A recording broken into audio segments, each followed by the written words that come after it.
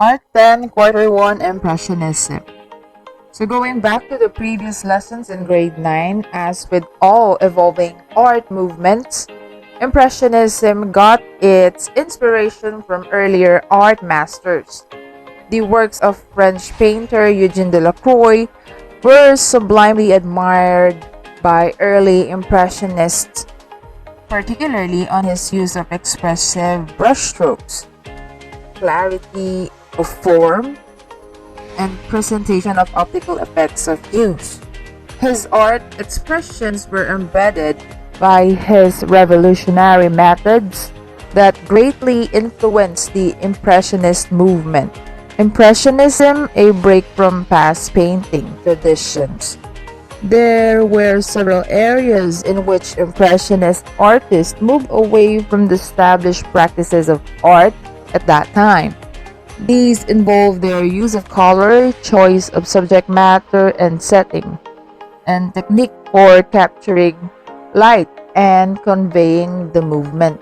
The term Impressionism was coined from the title of French painter Claude Monet's painting, The Impression, Soleil Levant, or Impression Sunrise, released in 1872. It was in 1874 when a group of artists known as the Anonymous Society of Painters, Sculptors, and Printmakers and others organized an art exhibition in Paris, France, and launched a movement called Impressionism. Their founding members include Claude Monet, Edgar Degas, Camille Pissarro, and the others such as Auguste Renoir. Despite the diversity of these independent artists in terms of their painting approaches and techniques, they were unified and appeared to contemporaries as a group. These artists experienced various criticism from conservatives because they viewed the Impressionists' works as unfinished, only has a sketch-like appearance. In contrary, more progressive writers praised the Impressionist works for its depiction of modern life. They commended their innovative style as a revolution in painting. Currently, their work is recognized for its embodied repudiation of established styles, its incorporation of new ideas and technology, and primarily because of its modernity. Impressionism personified what this group of artists wanted to represent in their works, and that is the momentary impression of an image. The features do not intend to be clear or accurate, but more on a small piece of reality expressed on a canvas, just as it would be in real life, which could be in motion or sometimes in an uncomfortable position. The Impressionists moved away from the usual practice. Edouard Monet was one of the first 19th century artists to depict modern life subjects. He was a key figure in the transition from realism to Impressionism, with a number of his works considered as marking the birth of modern art. Some of his works are Gentile in 1874 and Rue Monnier, Decked with Flags. Claude Monet was one of the founders of Impressionist movement, along with his friends Auguste Renoir, Alfred Sisley, and Frederic Bazille. He was the most prominent of the group and is considered the most influential figure in the movement. Monet is best known for his landscape paintings, particularly those depicting his beloved flower gardens and water lily ponds at his home in Giverny. Here are some of his works of art: The Promenade and the Red Boats. Auguste Renoir, along with Claude Monet, was one of the central figures of the Impressionist movement. His early works were snapshots of real life full of sparkling color light. By the mid of 1880s, however, Renoir broke away from the Impressionist movement to apply a more disciplined formal technique to portraits of actual people and figure paintings. Some of his works of art are The Dancer and Irene Cahen, The Anvers. So in terms of the elements and designs of Impressionism, the conventional paintings and their techniques were very much concerned with line, form, and composition. In contrary, the Impressionists painted in freestyle brush colors that conveyed more of a visual effect than a specified rendering of the subject. They used short, broke-down strokes that were intentionally obvious to the spectators. They also placed pure natural colors side by side as compared to the traditional blending that makes smooth and shaded textures. The Impressionists' outputs created a feeling of energy and intensity as the colors appeared to shift and move again, just as they do in real-life setting. They also saw the development of synthetic pigments of paints that provide vibrant shades of blue, green, yellow that painters never used before. The subject of Impressionism, they exhibit everyday scenarios as subjects. They move away from the usually formal portraits and splendid portrayals of literary, historical, religious, and mythical subjects. They preferred capturing common life scenarios, household objects, landscapes, and seascapes, structures like buildings, cafes, and common houses. They also show common people doing their everyday tasks at work and leisure, or even when doing nothing at all. Impressionist art is not made to look beautiful or lifelike. The body parts can somehow be vague, and the presentation of the subject's face can be expressed using few brush strokes. The location preference, outdoors. They prefer to paint outside than in their typical art studio, and this made them different from the conventional painters. In the past, paintings in still life, portraits, and landscapes were usually done indoors. However, they found out that they could best capture the ever-changing effects of light on color if they paint outside in a natural light setting. Doing such, their work showed newness and certain distinction. The composition, visual openness. So since the Impressionists moved away from the formal, structured style in positioning their subjects, they preferred their subject to be positioned in an unusual angle. Sizes can be out of proportion, off-centered, and allowed empty spaces on the canvas. The representation, photography. During the Impressionist period, photography was in its initial stages. It gained popularity that inspired the Impressionists to capture more momentary day-to-day movements or landscapes. If the camera snapshots provided objective, true-to-life images or with exact representations, the Impressionist painters were able to offer a subjective view of their subjects in which they can express their personal perception. They also had the benefit of applying colors, which cameras at that time are still in short of. Post-Impressionism, the works of Cézanne and Van Gogh. The Post-Impressionist movement in France both represented an extension of Impressionism and still a rejection of that style's inherent limitation. The term was coined by the English art critic Roger Fry, based from the artworks of such 19th century painters such as Paul Cézanne, Vincent van Gogh, Paul Gauguin, Georges Seurat, Henri Toulouse-Lautrec, and others. All of them were French except for Vincent van Gogh. Most of them began as an impressionist. However, each of them abandoned the style. They preferred to form their own highly personal art. Of their works form a basis for several contemporary trends and for early 20th century modernism.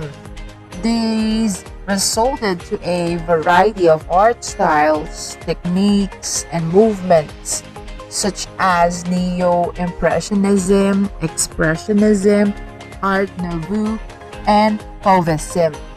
Impressionist artists expanded and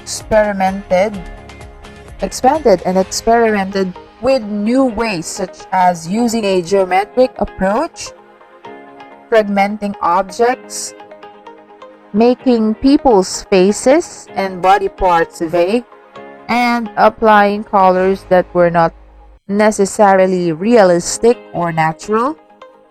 So the foremost post-impressionists were Paul Cézanne and Vincent van Gogh. So Paul Cézanne was a distinguished French artist and considered to be a significant link between Impressionism and the Cubism. He was an influential artist to different artists, particularly to Pablo Picasso. His art ideas include regard color, line, and form in creating an artwork. Each element is attached for describing how the human eye perceives nature. Practice new kind of analytical discipline. The artist must be logical and systematic. For him, canvas itself takes on a role on the screen or of a screen where an artist's visual sensations are registered as he gazes intensely and repeatedly at the given subject.